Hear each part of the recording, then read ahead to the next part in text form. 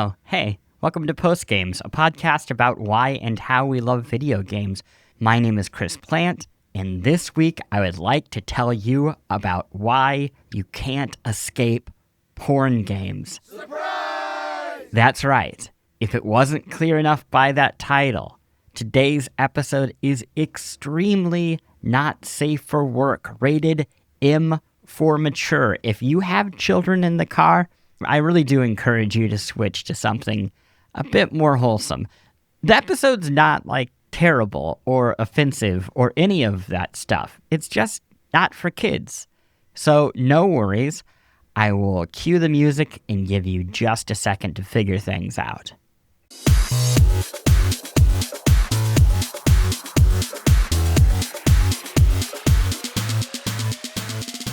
Cool. Just us grown-ups. So, what is up with all the porn games? I'm not the only one seeing this, right? Sex games, lewd games, adult, erotic, mature games. In April of this year, 121 games tagged Not Safe for Work debuted on Steam, and they have just perfect titles like Coffee and Boobs, Latex and Tentacles, I Rizzed Up a Femboy, and please, we have to make space for Monster Ops 5 and Monster Ops 6. Picture Call of Duty, reimagine it as a visual novel, and the beefcakes like Lieutenant Beefcake, they're running infiltration missions on some hot monster ass. On the surface, the market doesn't look so different from all other categories on Steam. Most games have little to no engagement, but a few titles, like Butt Night, have hundreds of glowing reviews. Here's one. If you like butt and shoot them up, you found a diamond. The game is well done, the art is beautiful, the story is funny, the gameplay is fine-tuned, and the butts are gorgeous. Now, most people I know like butt and shoot them up. Hell, most people I know love butt and shoot them up. And yet, most people I know don't play lewd games. Or do they? And they don't tell me. Are we all keeping a secret? This week, I get to the bottom of things. Where did all the sex games come from? Who plays them? And should you try them? Act 1, how sex games went from the back rooms to the front page. Act 2, and I think you're really going to enjoy this, an interview with Hot Pink, a really thoughtful, generous, and open lewd video game developer. Has made some truly astonishingly beautiful H games. In Act 3, the news of the week, which, I'm going to be real with you, doesn't have a lot of naked stuff in it, and if you, for whatever reason, like me, grew up in the Midwest and are uncomfortable with basically all things sex, I suppose you could skip to that, but I don't think you're going to want to, because if you listen to the interview, you will learn about the hottest trend in hot, sexy games. And I'm going to tell you right now, you will not guess what it is. In a very special bonus act for Patreon subscribers, the alternate history of sex, porn, erotic games in Japan. Yes, while things got censored in America, it went very differently in Japan. Eroge and other forms blossomed and bloomed into a phenomenon. And it really is the missing link between the censorship of the 1990s and early 2000s in America and the everything goes approach of today. Okay, let's get started. To take us into the show and to give you a taste of the quality happening at the highest levels of adult video games, here's a song from Flipwitch, Forbidden Sex.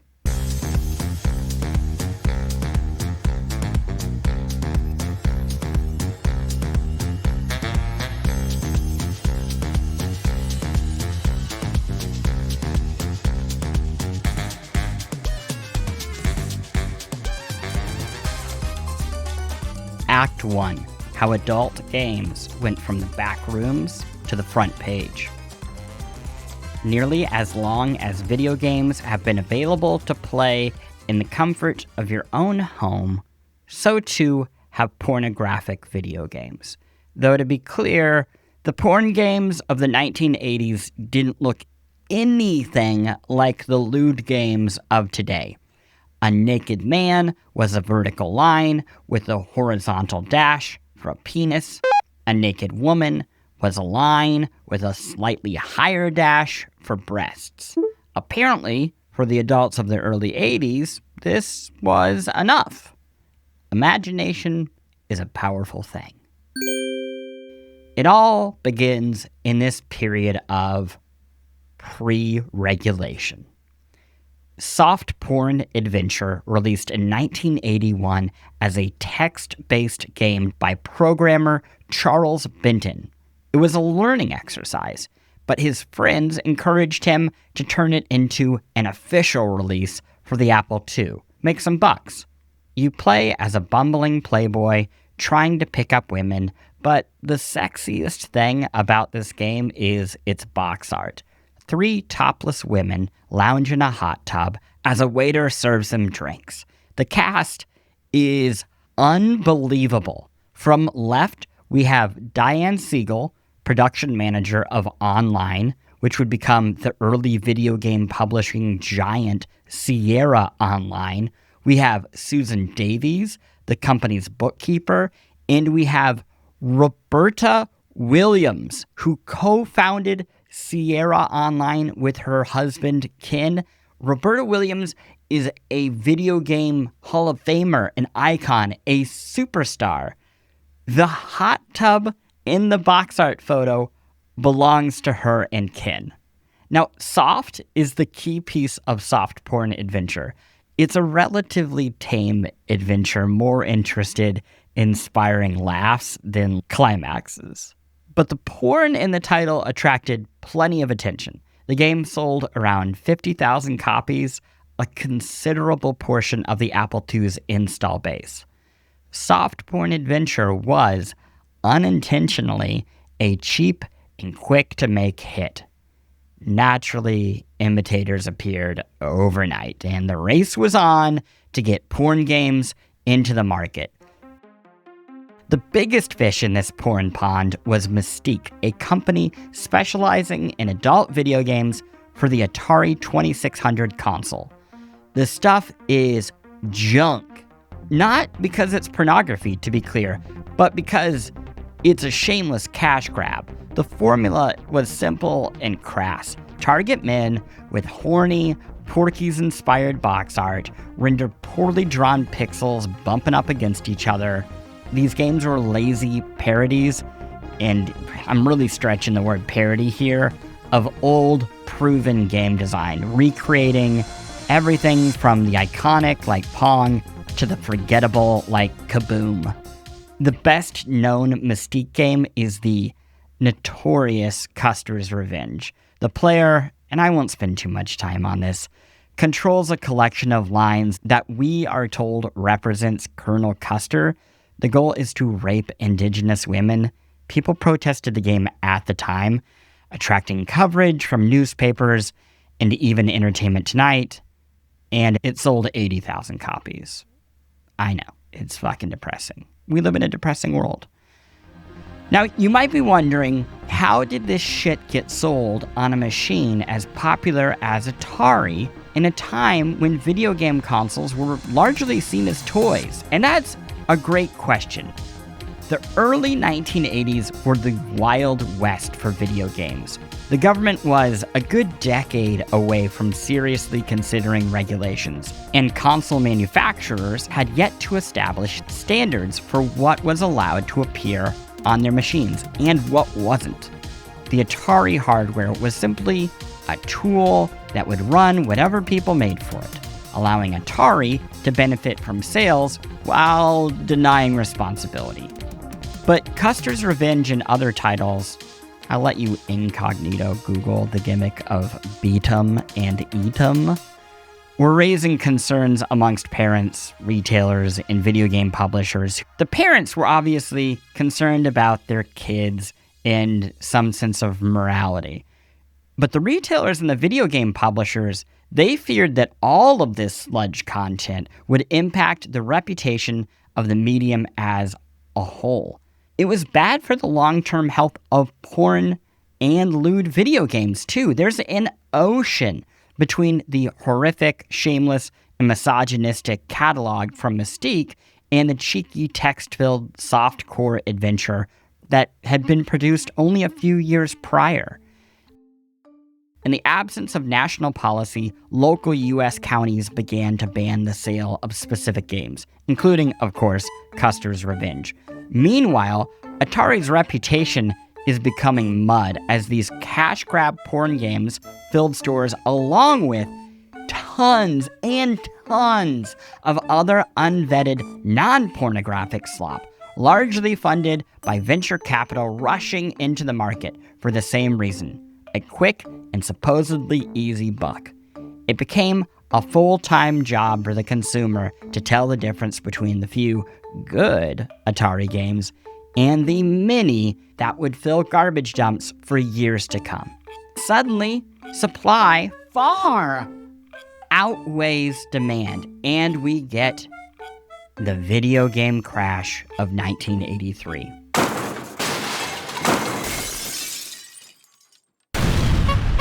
In the mid-'80s, as the video game industry rebuilt itself and regained the trust of its audience, porn and lewd games got locked out. It wasn't one industry-wide decision, but a confluence of internal and external censorship.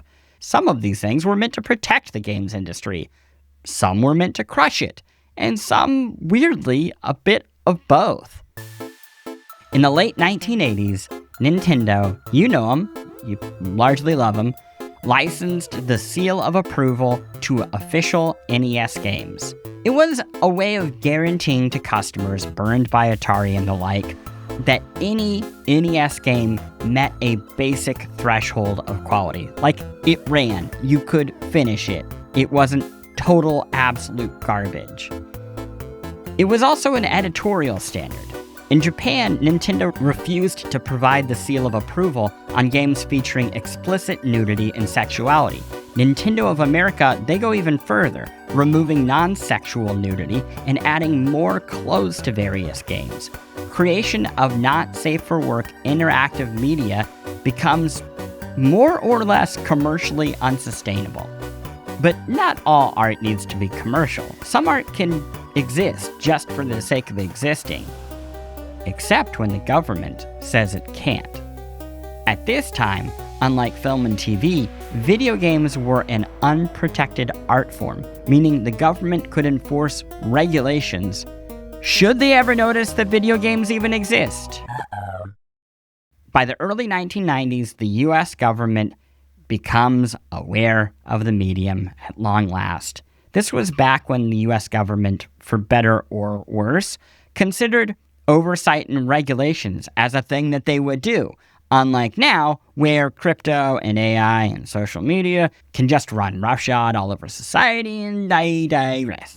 In 1993, video game developers sit before Senate hearings. They're led by then-Democrat Joe Lieberman and Herbert Kohl. The senators largely focused on violence, but thanks to Night Trap, picture the tamest direct-to-video slasher film literally imaginable. The question of sex was raised. Sarah, we're in this huge house with all your friends. We have telephones, we have a car, your parents are gone, and you say so? Come on, Sarah, what's the first thing you think of? Party!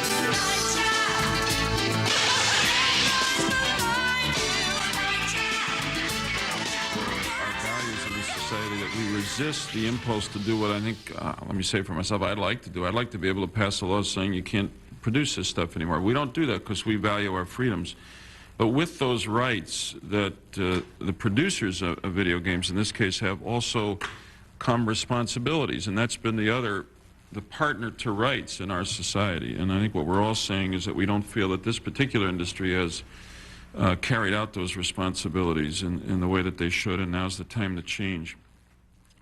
And so, with the evening news warning parents nationwide about the dangers of video game sex and violence, a full moral panic ensues. To avoid formal government oversight, the industry opts to self-police, forming the ESRB. The self-regulatory organization operates like the MPAA for films, telling people, presumably parents, an age range for any given product. E for everyone, T for teen. Like the MPAA, the ESRB is remarkably chill about extreme violence and utterly terrified of sex. Mortal Kombat allowed players to pull out a man's beating heart and take a bite of the organ. The ESRB gave it an M rating, meaning the game was intended for adults, but could be sold at any store, including Toys R Us, which is where I got my copy as a little kid by tricking my grandparents. But sex drew a rating above M, the dreaded AO, or adults only. AO games, like X-rated films, were prohibited from traditional marketing and banned from sales at most major retailers. Forget porn games. Just making a game with explicit sex risked total demonetization. In the 90s, video game sex becomes let's call it a flirtation, a naughty little spice. We have Duke Nukem. I'm Duke Nukem. Rumble Roses. Holy cow. The Dead or Alive series. Holy shit. Where women are scantily clad objects to be looked at. This sucks. Or sex existed as a suggested reward for romance in games like Mass Effect. Sex is inferred. The lights dim. And then, perhaps most egregiously, and outside of the bounds of the ESRB, sex becomes a tool for marketing. This is the era of booth babes, when traditionally attractive women were paid to dress in scantily clad outfits and stand next to random video games at trade shows, if they even needed the trade show. Early in my career, I was invited to preview events at strip clubs. I've attended an event at a literal strip club, Duke Nukem, and at a conference room converted into a strip club for the game True Crime, which would become Sleeping Dogs. Sex seemed to be everywhere in games except in the actual games. How much sex could be tossed on a dish before it triggered the ire of the ESRB was a mystery. Mortal Kombat games drew an M with women wearing latex, cutting men in half. By comparison, Thrill Kill featured similar levels of violence while explicitly starring a dominatrix. There's a reason you probably have heard of Mortal Kombat and not Thrill Kill. The latter was never released after being threatened by an AO rating. The closest American audiences got to a mainstream sex game was Leisure Suit Larry, a tame, and this is true, cartoon remake of soft porn adventure. Yes, the game from way back when, the people in the bathtub. That is the original source material for Leisure Suit Larry. Meanwhile, actual nudity in mainstream Western games is left to hardcore fans willing to mod the code to turn a tank top into no top. Full-on porn games existed on the periphery. Shareware demo discs distributed at computer shows, crude web games. So, unable to draw a considerable profit, they had to be passion projects, cheaply made and often clones of old games. Sadly, not so different from the early days. If you've ever visited a truck stop on a long road trip and found a pack of cards with naked ladies on the back, US porn games were not so different. But on the other side of the world, porn games turned into something else, something mostly better, and something unquestionably bigger.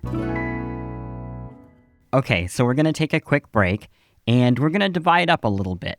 Patreon subscribers, I have a bonus section for you this week, and it is a detailed history of what happened in Japan. How porn games became eroge games, became a cultural phenomenon that really set the stage for Western, not safe for work, lewd games. For it being a culture, for it being largely accepted. But don't worry, if you're not a Patreon subscriber, that's okay. The rest of the story is still here to be told, because we will be skipping ahead to how lewd games, porn games, sexy games, not safe for work games became normal, became common, became relevant after decades of more or less prohibition. So, in either case, I'll see you right after the break. While erotic games stalled in the US, cybersex, my friends, it flourished. Subscribe to Postgames on Patreon for a short reading from the 1993 Brady Strategy Guide, The Joy of Cybersex. Yes, that's right. The same company that made the strategy guides for Dragon Quest, Grand Theft Auto, and Guitar Hero once taught people about the power of teledildonics. I can't wait to share it with you. Welcome to Bonus Time, Eroge in Japan. Everything I've said to this point is true about America, but in Japan, at the exact same time, things went very differently. Not safe for work games hit the scene as eroge, like ero, erotic, and ge, game, and are now commonly called H games for short, or hentai games. They were made with a respect and a sincerity and a real horniness that most American porn games of the 1980s and the 1990s lacked. We could do a whole podcast on the differences of cultural views on sex, but to keep it short, Japan just isn't culturally governed by puritanical Christian sensibilities. There's a lot more. I'll provide a lot of links in the Patreon page. Anyway, erotic art has been normal for far longer than the United States has even existed. So, eroge, the 1980s. To give you an idea of just how different things are, from the very start, one of the first bits of pornographic software is 1982's Nightlife. It is a sex life aid. It's a catalog of sex positions. It's a period tracker. It's quite literally a guide to making children, and it's now available in the English language thanks to a patch released in 2022. Yeah, that's in the show notes too. From the beginning, proto-eroge games were released by serious game studios that would become household names of Japanese gaming, not fly-by-night venture capitalists like in the US. Somewhere between 1979 and 1982, Hudson Soft, Bomberman, released Yakuken, a rock, paper, scissors porn game broadly recognized as the first of its kind in Japan. The character was barely drawn. Some critics and designers were more excited, frankly, about playing rock, paper, scissors than the new kind of scramble visuals. But it was a start. By the early to mid-80s, personal computers in Japan have enough power and resolution to display complex kanji and, coincidentally, sexy images. But as TimeExtension.com notes in their fantastic history of early eroge, the computer's compromised power wasn't enough to recreate photos. So, instead, animated characters like those in anime and manga had to suffice. Koei, of Koei Tecmo, of Dynasty Warriors, released the RPG Seduction of the Condominium Wife in 1982. the condom in condominium is not an accident. There are more or less QTEs to help a woman to climax. You lose when your stamina hits 0, that sort of thing. It made lots of money. So much money that Koei formed a spin-off label dubbed Strawberry Porn. That very same year, another 2 porn rock, paper, scissors games were released, making rock, paper, scissors the first lewd game trend. From there, Square and Enix, both of them, when they were separate companies, released eroge in the early 80s. Some of the games are gentle, light stuff. Some really aren't. Now, lest we fall into our own moral panic, let me be clear. This ultra-hardcore material isn't the norm, or at least it doesn't stay dominant for long. A differentiator from early porn games in the US, eroge emphasized story, many of its games building atop RPG and narrative formulas. Eroge received some media criticism in Japan. Consoles had licensing limitations, and under national law, genitals were censored in sex scenes, but those were boundaries that it operated within, not outright death blows. The lack of regulation, a growing PC gaming ecosystem without licensing restrictions on software, and an audience willing to spend $80 or more on a game meant developers could invest their money into eroge games, leaping their sex games past the shovelware in the US and sprinting far, far ahead. In the 1990s, eroge bloomed and branched many different directions. The dark elements, they don't fully disappear. Let me be clear. Depictions of rape and non-consensual sex remain persistent during this period. Eroge publisher Leaf in the following years released adult visual novels that traded the grim for something more light and even romantic at times, opening the genre to an even broader audience. Soon, eroge spanned a broad spectrum of adult material, appealing to a wide variety of fantasies and kinks. We get bishoujo games, focused on spending time with pretty girls and women often. They tend to emphasize gameplay and story over the erotic elements. Sometimes the erotic parts can be entirely removed from bishoujo games to help them get released on consoles. And it's these porn-free versions that would inspire popular dating simulations that would lead to iconic games like Tokimeki Memorial, which you can watch an entire wonderful YouTube video about that I will link in the show. There were boys love games, or bishonen, yaoi. These games typically depict male homosexual relationships, often targeting female players. There's otome, or maiden games, targeting women with heterosexual male love interests. And there's nukige, focusing mostly on, well, the hentai of it all. This is all expanding and evolving, and to some degree flourishing throughout the 1990s. And right before the calendar turns onto the 2000s, the dev Key releases Canon, an erotic visual novel in which the novel outweighed the erotic. It sold 300,000 copies and was adapted into an anime series. In the new millennium, eroge has been a stable and persistent corner of the Japanese games industry. It's estimated that over 20,000 people work on these games and that millions of units are sold each year.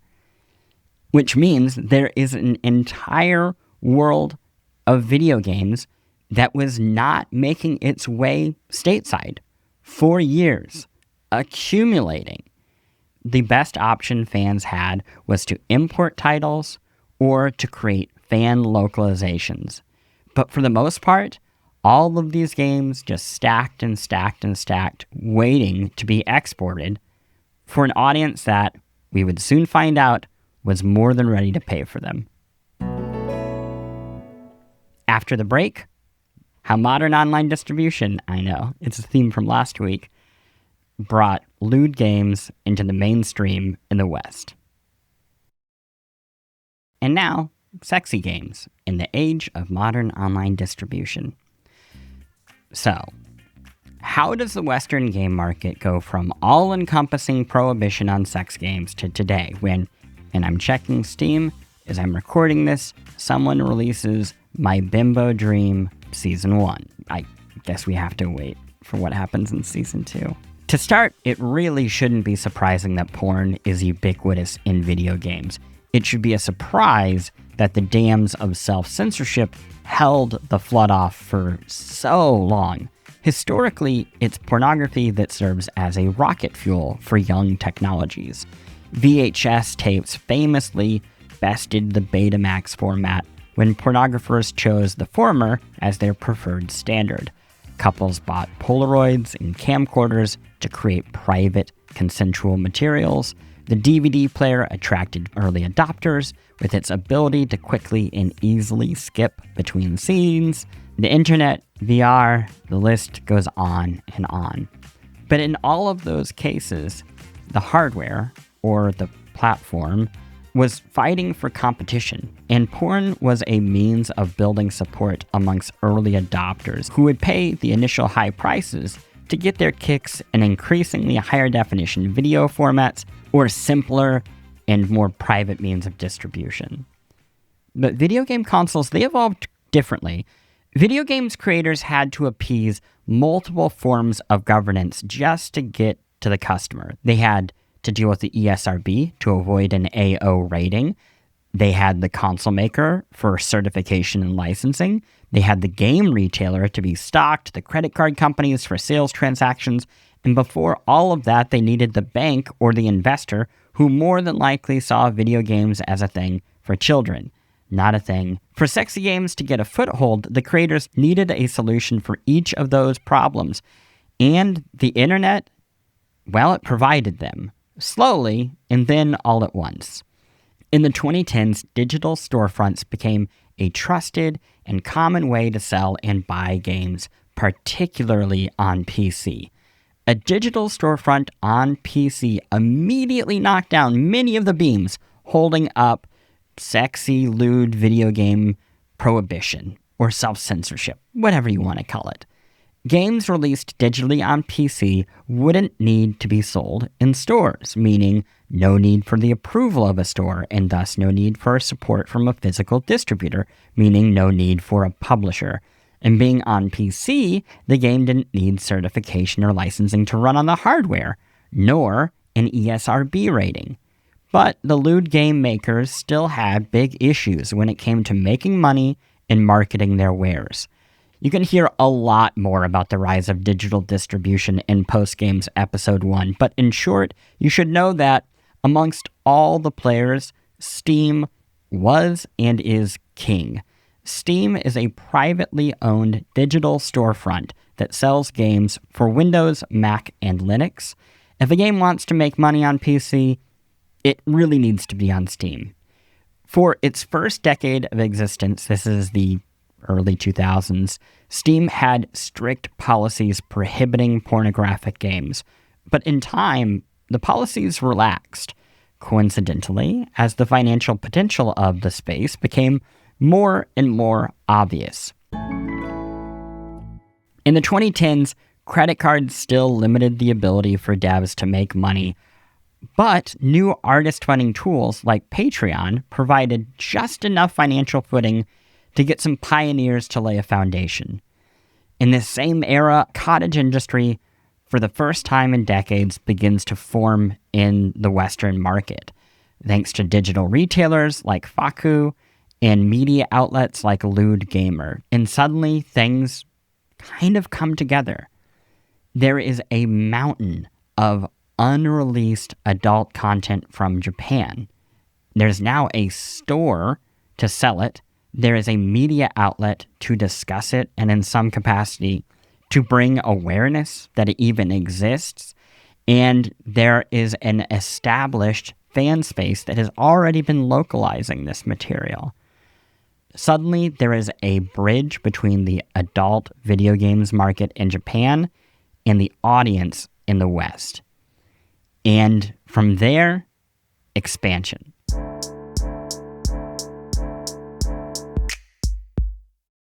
Platforms like itch.io showed a traditional storefront could also host not safe for work content too, as these upstarts did the hard work of reintroducing lewd games to the West. Steam policy adapted. At first, players could buy a non-pornographic version of a game on Steam and then download a patch outside Steam to modify the game, adding the lewd content in. Most famous of all of these is probably 2015's Honey Pop, a match 3 puzzle game which has over 24,000 reviews. Obviously, they all played it for the puzzles. This is, of course, a silly moment. Players buying a puzzle game on Steam and then downloading a patch to add the stuff they actually want. It's a clear half measure. And then on September 11th, 2018, Steam approved its first uncensored adult game, Negligee Love Stories.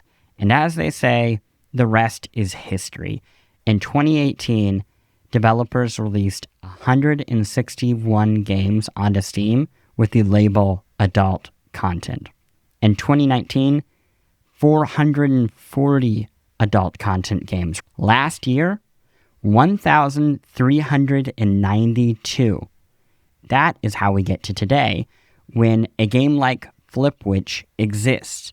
It's well made, it has amazing music, it's available on Steam for anybody to play, assuming that they are of legal age. And it does financially fine. It has over 4,000 reviews, one of which, to wrap things up, I will quote right now. Thought I was going to goon to this game, but I had so much fun trying to 100% it, I was genuinely playing for the gameplay at that point.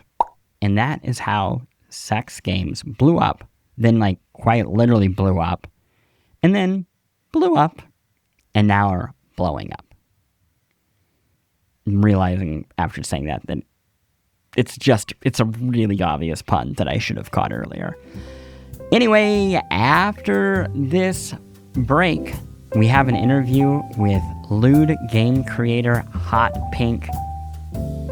What a conversation this was. I cannot wait for you to hear what it is like to make H games in the year 2025, who the audience is, what is on trend, spoilers, not what you think, and so much more.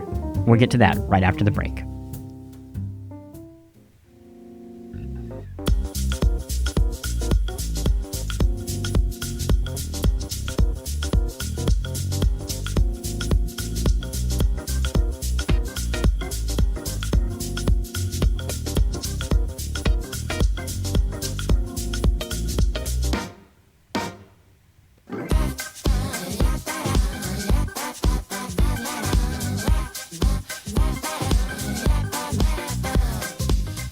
Well, hi everyone, I'm Hot Pink. I also sometimes go by Hatu Pinku or HP, sometimes just Pink if we're close like that.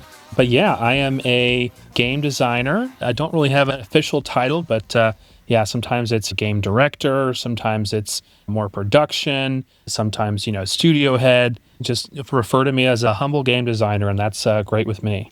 Before we get started, I want to get some terminology right, because I, for the life of me, can't figure it out.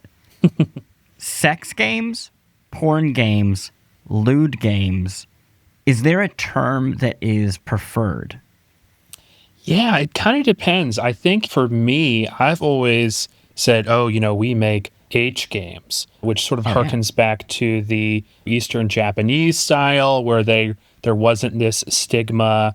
It's a bit more about the art. We try and strive away from calling ourselves porn games because we don't want to see ourselves as that. We're not working with real life models or anything like that.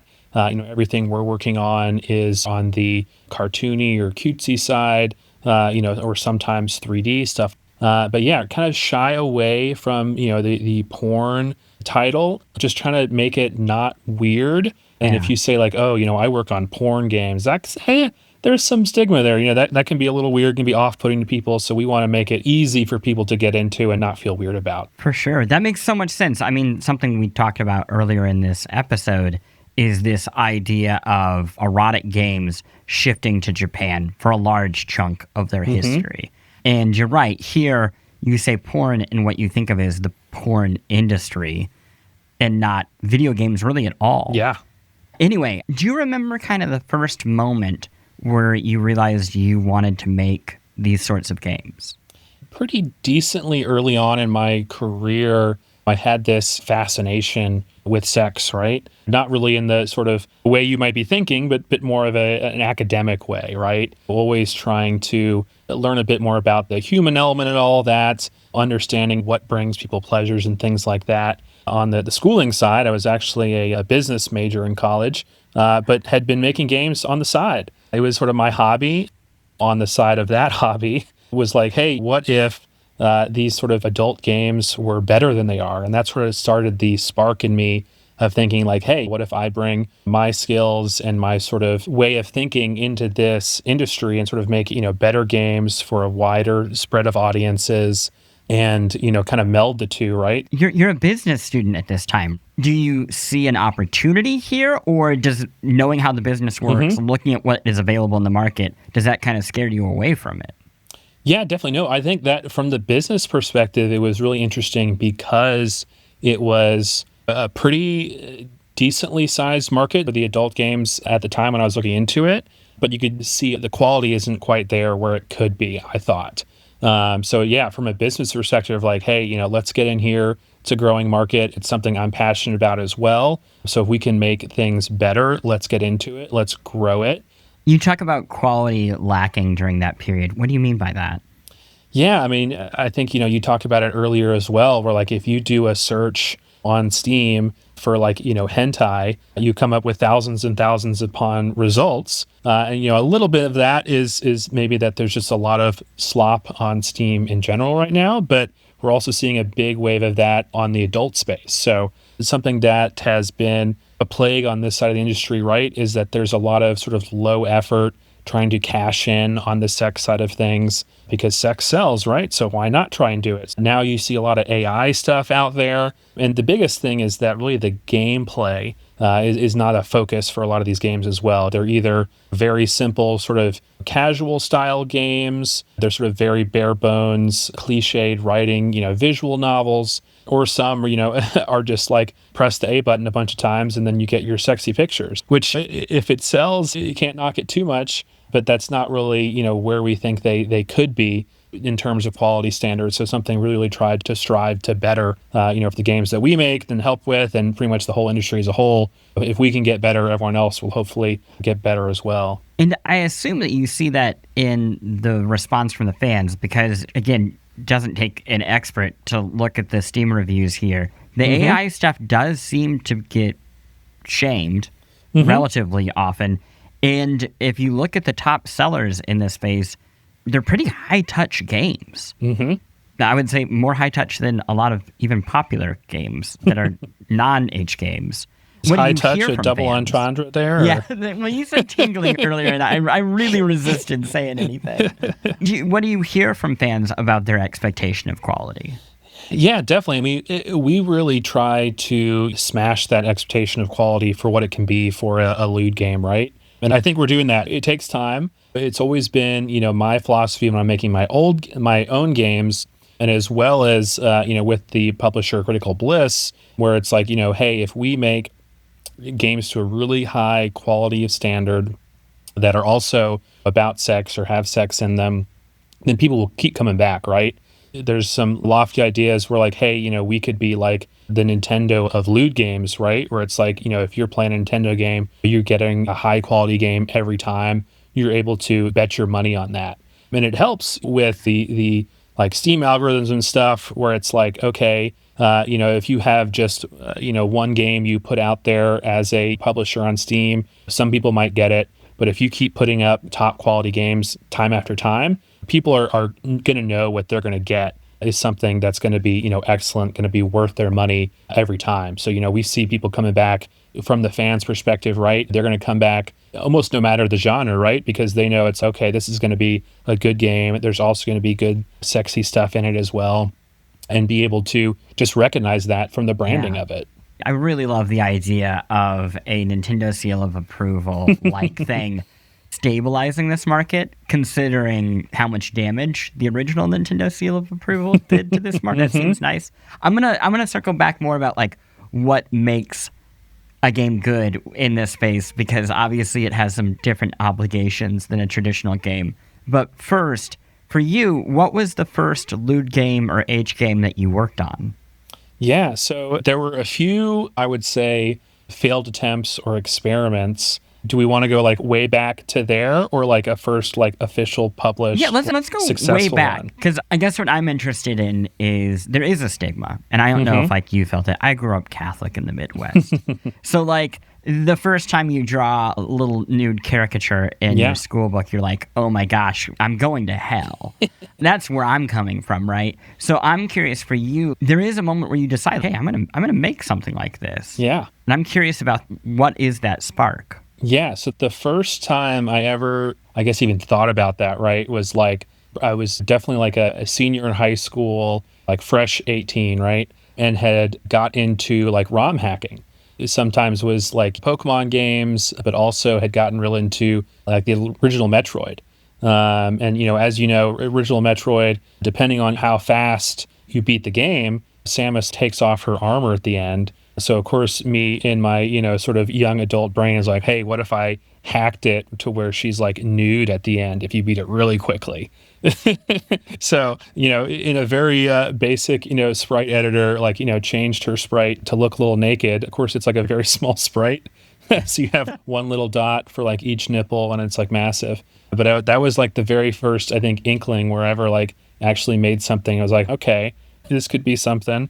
But it was also very kind of a young way of thinking it too. But yeah, I always thought that was my very first foray into it, was way back then when I ROM hacked the original Metroid. And when does it start to feel like a career or a job or something that you're pursuing, not just, I guess, as like a hobby?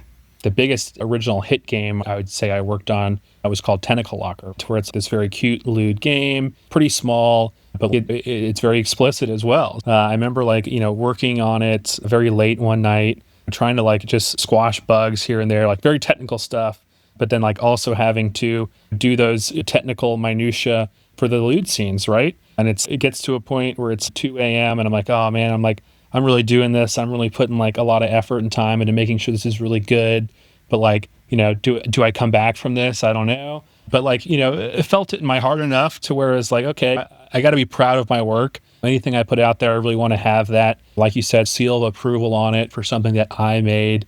And then even though it was like very small back then and had no dreams of making it as big as we did now, it had that, you know, life flashes before your eyes moment. It was like, okay, we're really doing this now. We're making these games. We're putting them online for people to play and see where it goes. So I'd say that was like the precipice that I had to step over to get where I am now.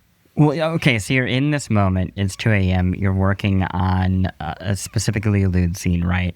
Mm-hmm. I always wonder, I assume you've played like the Mortal Kombat games, right? Oh, yeah. Yep. There's somebody who spends a month making it so that somebody's head explodes in just the right way. Oh, yeah. And I always wonder, what's their life like? And some people have dug into that. But what is it like to spend dozens of hours working on effectively a sex scene? Does it desensitize at all, or is it like just like anything else? No, I think it's a great question, and a lot of people bring it up, and it's something I've had to think about very introspectively as well, right? I think those Mortal Kombat developers or anybody who's working on ultra-violence, that's like a very opposite side of the spectrum. Yeah. And I feel like if you're working on something 8 hours a day or more, it's going to affect you one way or another, right? And if it's like a depressing game or like a violent game, like those are hard to shake. That's not something that you have to deal with in everyday life.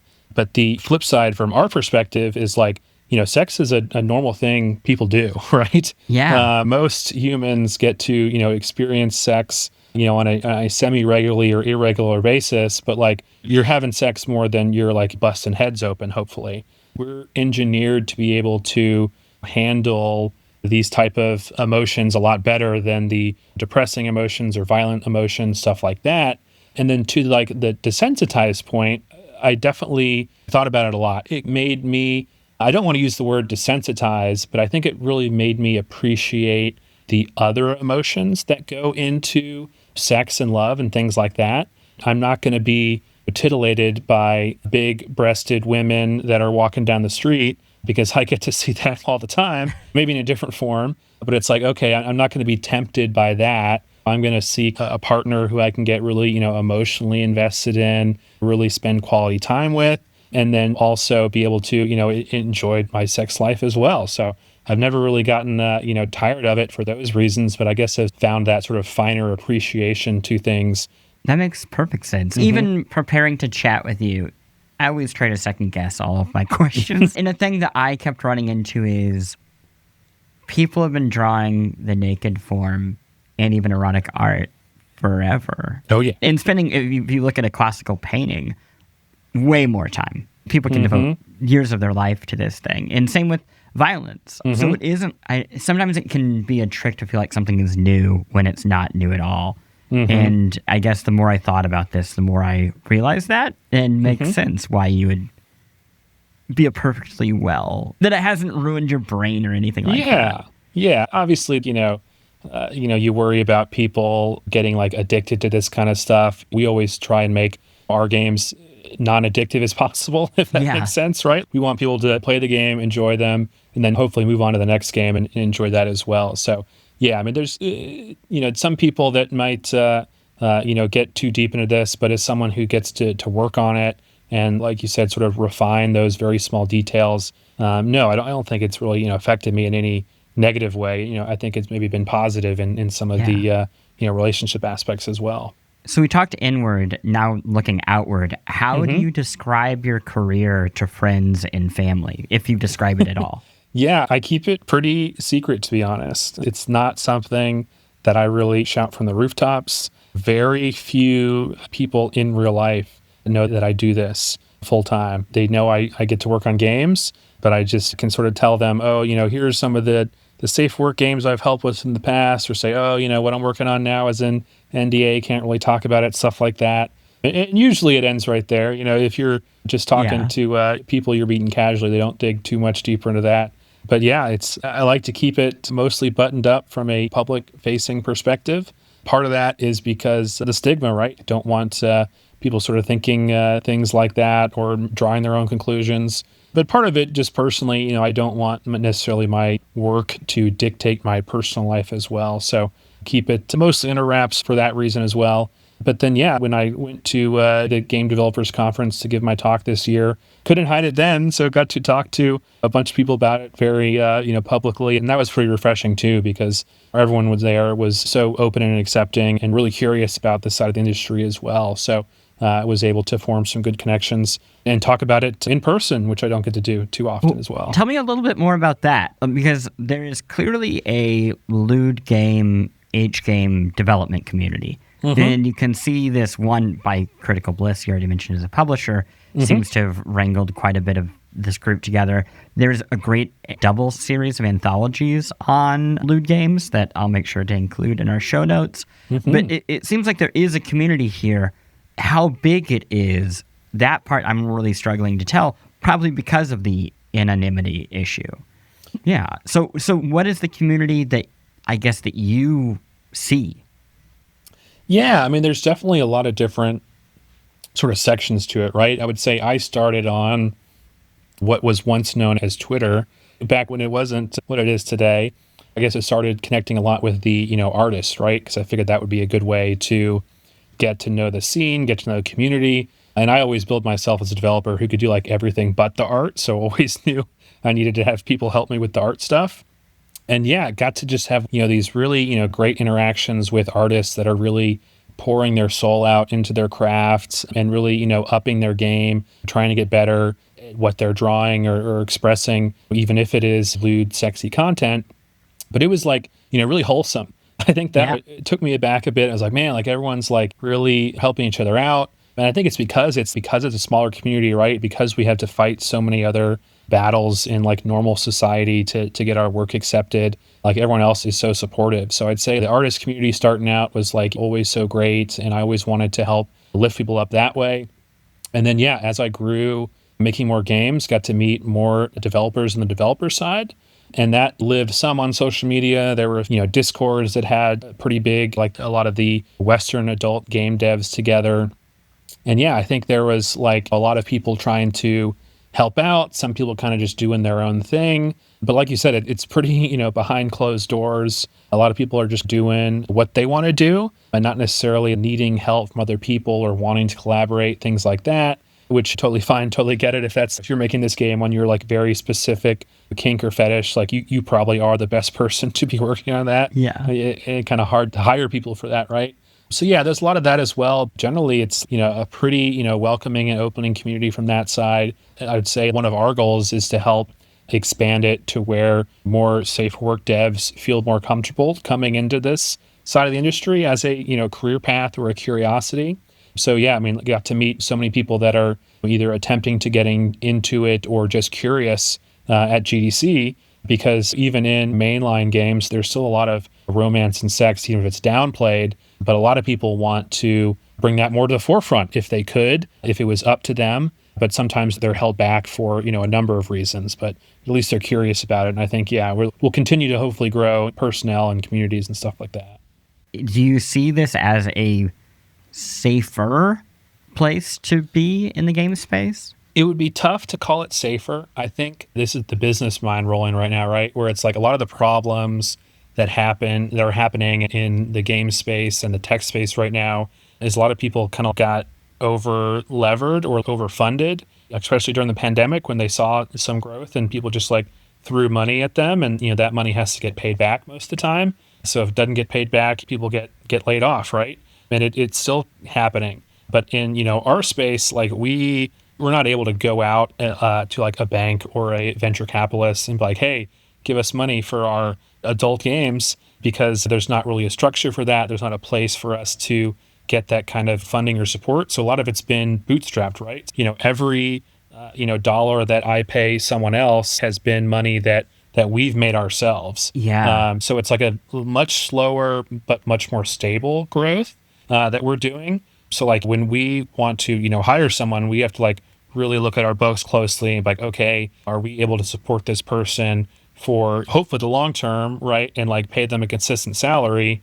So just that way has forced us to be very cautious to not run out of money. I would say hopefully that in the long term, it could be a safer position for people, but we're not quite that big enough to support a whole industry yet. We're very much a sub-industry and have just been cautious with our cash, but always want to, because there's so much else, I would say, going against us, we want to make sure we are a safe place for people in one way or another. And yeah, it's something I even outlined in my GDC talk, where it's like the adult games sub-industry of the game industry is one of the fastest growing by my very rough calculations. Yeah. It's 10x in the past 7 or 8 years, pretty much from when I started. So, back then I say it was like a $10 million a year market. Now it's well over $100 million a year market with so many different type of adult games out there. Yeah, I hadn't thought about the challenge with capital. Not that anybody can get any investment right now anyway, right. But especially here, I can see the issue. I also know making money in general is a challenge, and this is where the porn overlap, I imagine, is tricky. Credit card vendors are notorious for clamping down on porn, just across the internet, and where you can and can't use your credit card. How do lewd game creators make money? Is Steam and itch.io the main option, or Patreon, or what is the path? Yeah, that's something that it's always a tightrope for us to walk, because we sometimes are at the mercy of payment processors or platforms. We want to get paid for our work, and we want to pay the people that work in the games too, so we have to answer to them. Steam, I would say, has become such a big player in the space that it is what I would say we have to answer to the most. Patreon's also great. itch.io is also great as well. But they all have their different, I would say, intricacies and rules. Itch is great because they'll allow most stuff, and we want to support Itch, so we always give them a cut. But they have a flexible revenue share, right? So you can give them more, you can give them less. So that's always nice. But they don't really have too many restrictions either, which is also nice for us. When you get to Patreon, they have a pretty well laid out terms of service where it's, okay, you can do like adult content, but you can't do anything borderline or fringe or some other sort of scary stuff as well. And it's kind of up to them to decide what that is. Yeah. If they see something as non-consensual, for example, but it's not really intended that way, you can argue with them all you want, but they kind of have the final say on it, right? So some people get deplatformed if they go more on the fringe side of things. And then Steam is interesting because they're decently consistent, but like pretty opaque about what it is. We kind of have to learn through example. So we figure out, okay, these Steam games are getting either delisted or not approved. They won't really tell you why, but we can infer like what's going on there. For example, a big thing with Steam is they really care about like the body type and outfits and how that portrays the characters. So if they're like a smaller body type or wear school uniforms, that could be on that fringe of something underage, right? So like anything with a hint of that, any sexual content, nope, you can't do that at all. So they don't really tell you that, but that's what we learned through the platform. So as long as we, quote unquote, follow the rules of whatever platform we're on, we're generally pretty safe, but we do sort of have to live in that sometimes gray area and tiptoe around some things as well. So it's never like, 100% full creative freedom, but, if we want to get paid, that's what we got to do. So, Yeah, that's wild. The Steam thing sounds so familiar to me as someone who worked at a large media publication with SEO in Google, where it's like, we have rules, there's a way for you to obey them, and we can't write them down for you. So good luck. Your entire financial model depends on it, and we'll see you on the other side. Yeah, that sounds like a nightmare. But I guess it's better than the past. Yeah. So take the ones where you can get them. I'm going to take a quick break here. We'll throw to a commercial, and then we will come right back after this. We're going to talk about the games themselves, because the games are extremely interesting, and I am ready to hear more about them. Awesome. Welcome back. We have Hot Pink, or HP, here talking about H games or lewd games. And I want to talk about the games themselves. What is on trend in lewd gaming right now? Yeah, it's a great question. And we're always trying to chase that. I guess like any other game developer, we're trying to chase trends and figure out what's going to be popular a year from now or 2 years from now, because that's how long it takes to make a game, right? So we're always trying to figure it out. I run off my social media like a kink survey every year. So like I have a big old Google form that people will fill out, like a bunch of kinks if they like from 1 to 5 if they like it or don't like it. So that's always interesting to see like how that changes from year to year. It's also like there's some downsides to it where it's very tailored to my audience. It's not going to encapsulate everything. We don't have everything, every kink under the sun, obviously stuff we don't want to work out. But yeah, the number one winner of the 2025 kink survey was Monster Girls. So we love having this sort of fantastical creatures or girls with monstrous features in our game. So we always have interesting stuff like that we can throw out there. That's the very fantasy side of it. Also sort of more normal everyday stuff. People like goths, people like tomboys, people like wearing glasses while they have really rough sex or something like that. So it's always a gambit. I think there's always like the more fantastical stuff we try and do because, hey, you're not getting that in your other adult content because it either doesn't look good or doesn't make sense. It's really easy to be in a fantasy world and have fantasy monsters doing things, but you really can't have that in real life, right? But then there's also that sort of, I would say, more streamlined, mainline fantasies too, where you want to get with that goth girl that you might have seen somewhere but never actually got to meet. So you can now fulfill that in your fantasy in this game starring some goth girl or something like that, for example. Who do you see as your target audience? Yeah, that's also another great question too, because we try and not target any specific audience. I think we want to have like a very wide audience of people that are coming to these games for a number of reasons, right? We want to make something that is novel enough that we can crack the people that haven't played these games before and want to give these games a shot. Anyone and everyone is hopefully our target audience. We never do anything like too kinky or like too fringe stuff like that. We try to keep things pretty mainline. A lot of my stuff has been very much on like the cute lewd side, right? So it's kind of, here's art that you may not see represented in traditional adult content. or elsewhere. We also try and cater to people that may be like underserved in their lewd content, right? So we try to bring more people sort of in, I would say, that way. Yeah, I think there are some people who are listening right now who haven't seen any of these games before and are probably picturing a pretty traditional cis-het dude, right, as the audience. And earlier in the show, I played some music from Flipwitch. Did you work on it directly or just through Critical Bliss? Yeah, on the very end, I got to help with a little bit. So like the last 5%, I got to help some of the polish phase. So can you describe basically the premise of the game? Yeah, so Flipwitch is like a platform Metroidvania type game, probably most similar to the Momodora games, if you ever played any of those, where it's pixel art, pretty decently action heavy, platform heavy. But yeah, you play as a character that inherits this power to switch genders on the fly. So you can become a male or female at will. There's some fun combat challenges and puzzles tied to that as well. But then also that ties into the lewd parts of the game as well. In your GDC speech, you talked about this idea of like where you actually present rewards in games like this. Can you say a little bit more about how that works? Yeah, for sure. So traditionally, it became a stigma, especially in the Japanese side of the developers, where you might get rewards after you fail, for example, right? Like the idea is, oh, you've been conquered by this big monster, that now the monster has their way with you. But this can get pretty tricky and sticky fast, right? To where it's like a lot of people don't want that, or like if they're not very good at the game, they might not, that's not up to them, right? Like they have to have this happen to them just because they missed a jump or missed their dodge on the enemy, for example.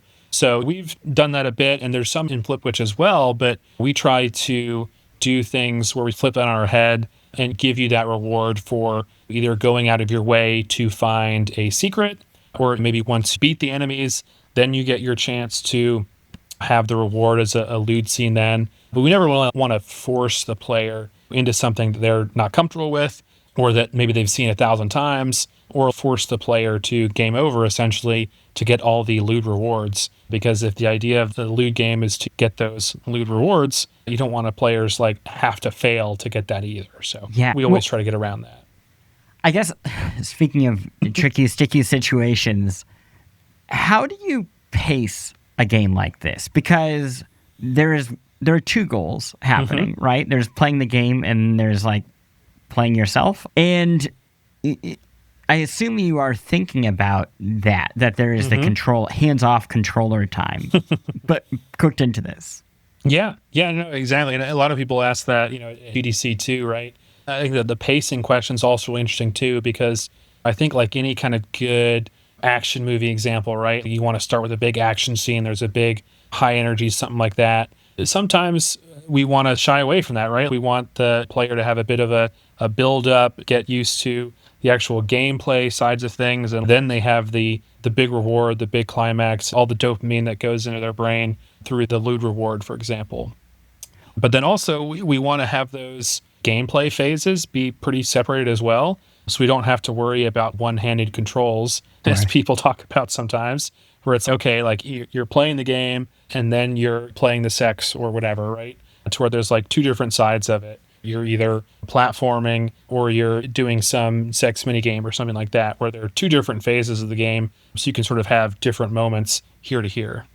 Yeah. I want to go back to the trends, because we talked about, obviously, the kinks and monster girls. What about the gameplay itself? What sort of genre lends itself to this? Yeah, we think it can be pretty much anything, right? We've experimented with a number of different, I would say, genres. Obviously, there's a lot of background in the sort of visual novel space where people are telling stories and looping sex into that somehow. So we figured that's kind of been done before. So we tried to, I would say, strive away from that, and have done a lot of more traditional, I guess, sort of gameplay scenarios or genres, where we've got side-scrolling beat-em-ups, quest-a-thons, platformers, Metroidvanias, shoot-em-ups.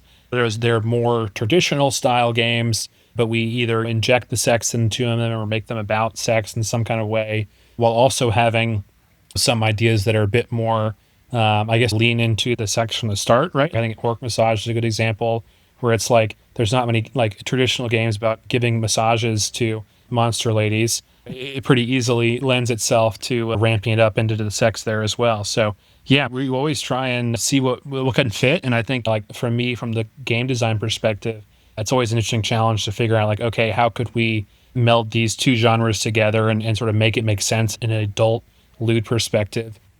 A good example of one I'm working on right now is like, we're trying to make a stealth action-y game like Metal Gear Solid, but it's also going to be like an exhibitionist game, right? So obviously the stealth makes sense when you're like not trying to get caught, but what if sometimes you want to get caught in certain situations to make sexy stuff happen? So sometimes it flips it on the head when we are trying to bring a traditional genre into this type of thing. But yeah, we're always trying new stuff and experimenting and seeing what works. And it's always fun for me to figure that out as well. You mentioned Orc Massage, and I just love blunt titles in this space. Video games have a long history of blunt titles. They are not limited to here. But there's something so much better about a blunt title here. Flipwitch it's leaning towards it. Orc Massage, you're like right there. And then I'm looking at the Critical Bliss catalog. Fuda, Fix, Dick, Dine, and Dash is just, everything you need to know if that game is for you. And then if you heard that and you were like, what's going on? Probably not your game. And that's okay. You can play Midnight Castle Succubus DX and be totally okay.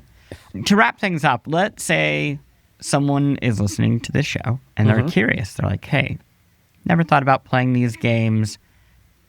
Maybe I want to try, but I feel a little silly about it, or I feel intimidated, right? Or I just don't know where to start. What do you recommend they do? Yeah, I think there's two options there. You can jump right in. Steam's a great place for bigger games. We've already mentioned it, right, where Flipwitch is a great sort of entry point into the subgenre of lewd games, right? Because, not only is it a great platform Metroidvania, but also has some great sexy scenes as well. Similar also to Aurelia, which is more like a old school adventure game. So if you're not into action platforming, you can sort of take it slow with that. There's this gorgeous pixel art. You're able to take the story at your own pace. And those are both like big, chunky games, right? So you can really dive right into it. If you're maybe a little more skeptical, come on to itch.io. Just search the tags for, adult or hentai or whatever you're into, and make sure your search filters are okay. And then, just kind of find something short or free.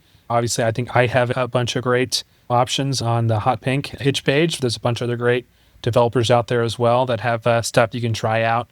But so, you can give it a try or just dive right in. I would say either way is great.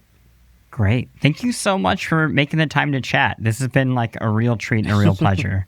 Yeah, I love talking about it. I love being able to spread the word, spread the gospel of what we're trying to do here. Hopefully destigmatizing it a bit and just getting, more people into it, more people making these, weird, cool lewd games, and really sharing the art of it.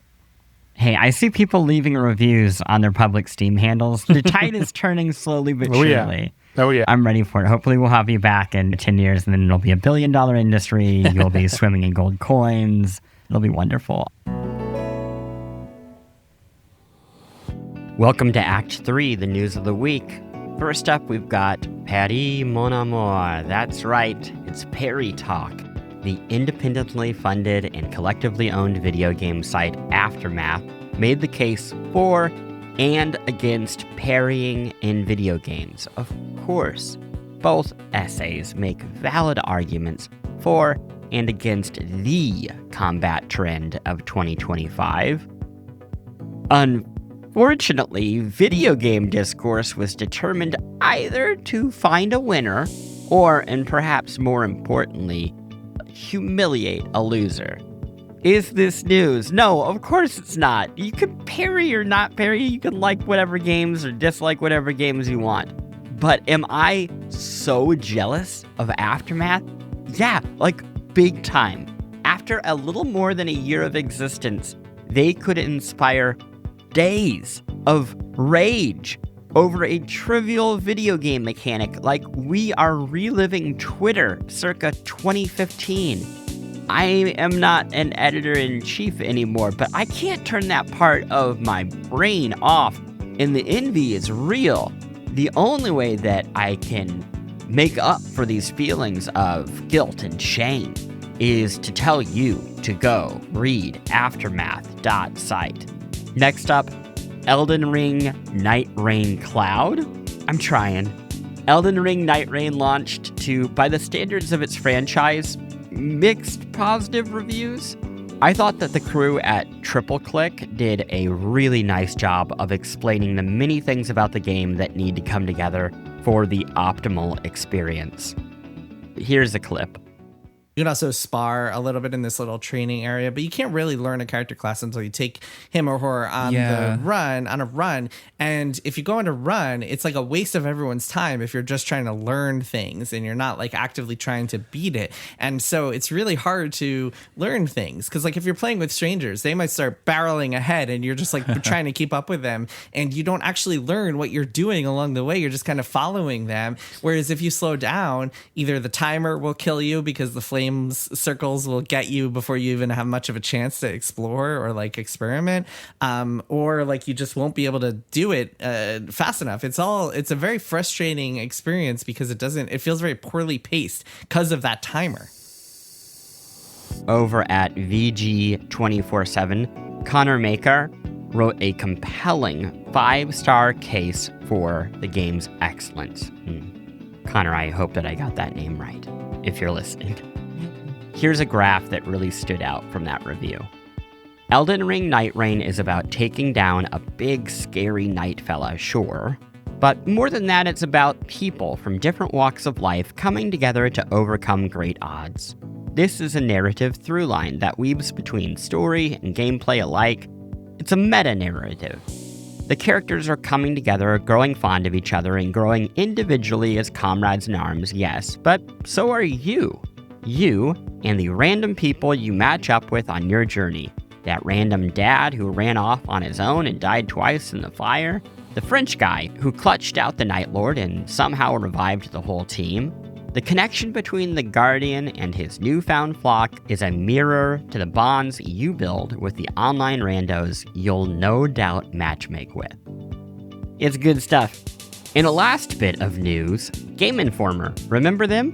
They returned a few weeks ago and have slowly been digging themselves out of the ground following a premature burial by former owner GameStop. This is why you put those little bells on the graves like they did in the olden days, so people aren't just scratching at the roof of the coffin. If you sign up to the site for the low price of free, you can access the entire back catalog of Game Informer issues dating back to 1991. Now, as PC Gamer noted in their write-up of this news, half the reason to flip through the virtual pages is the gleefully trashy ads from the 1990s. As always, you can find links on Patreon and Substack to everything that we spoke about.